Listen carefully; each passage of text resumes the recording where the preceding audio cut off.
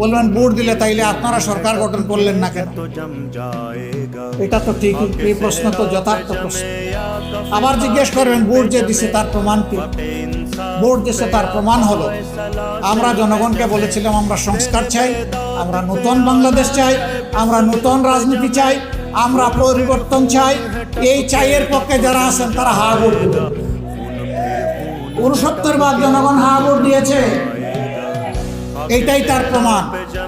যারা এখন ক্ষমতায় আছেন তারা বলেছেন তারা না ভোট দিবেন, তারা না ভোট দিয়েছেন, এইটাই প্রমাণ তারা সংখ্যাগরিষ্ঠ মানুষের ভালোবাসা এবং ভোট পান নাই। বিভিন্ন কায়দায় সেই ভোট নেওয়া হয়েছে। আমরা কায়দাগুলো এবার ভালো করে রপ্ত করেছি, চিনে নিয়েছি।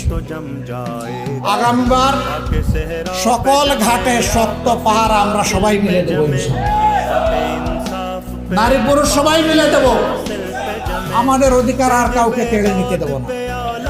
এবার প্রশ্ন করতে পারেন, আপনারা যদি তাই বিশ্বাস করেন তাহলে শপথ নিয়ে আপনারা আবার সংসদে গেলেন কেন?